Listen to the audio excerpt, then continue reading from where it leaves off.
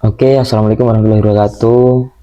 Saya Argistan Nubiak Diwangkara. Di sini akan membuat tugas mengenai kampanye politik. Nah, di sini saya mengambil tokoh.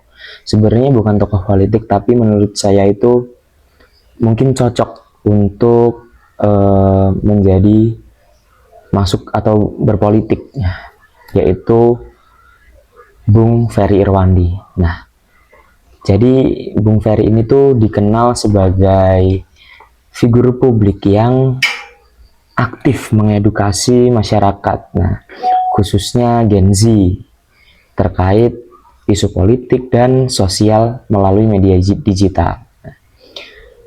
Kedekatannya dengan media sosial ini membuat pesan-pesan yang cukup relevan dan mudah diterima oleh anak muda seperti kita ini. Nah, jadi Bung Ferry ini tuh konsisten menyampaikan kritik dan analisisnya terhadap kebijakan publik berdasarkan data dan sumber yang jelas. Lalu hal ini tuh menunjukkan menurut saya betapa kredibelnya beliau serta komitmennya terhadap penyampaian informasi yang bertanggung jawab. Dalam konten-kontennya tuh Bung Ferry ini secara tegas menolak praktik korupsi, kolusi dan saya ulangi lagi. Jadi Bung Ferry ini tuh lebih fokus dan secara tegas menolak praktik korupsi, kolusi dan nepotisme. Nah, beliau mendorong transparansi dan pengawasan publik sebagai kunci terciptanya pemerintahan yang bersih. Nah, yang saya sukai dari beliau ini tuh gaya berkomunikasinya yang menurut saya cukup efektif dengan menggunakan bahasa yang lugas, kritis, dan tidak bertele-tele. Jadi gaya ini menurut saya sangat sesuai dengan karakter Gen Z yang menyukai komunikasi langsung dan berbasis fakta.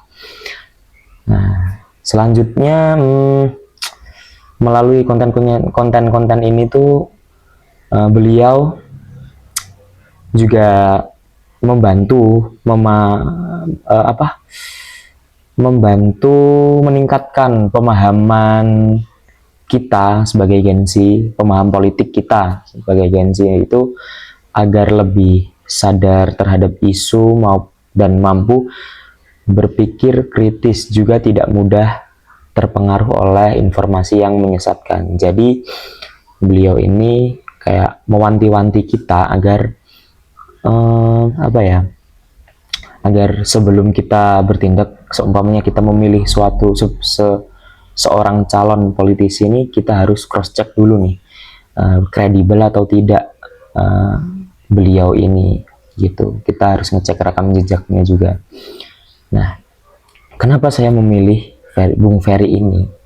Itu saya mendukungnya dengan dasar pada integritas, konsistensi nilai, dan perannya itu dalam mengawasi kekuasaan, bukan pada popularitas semata. Nah, dengan harapan Gen Z ini tuh menjadi pemilih yang rasional dengan mempertimbangkan data, rekam jejak, dan nilai-nilai yang ditulis oleh figur publik.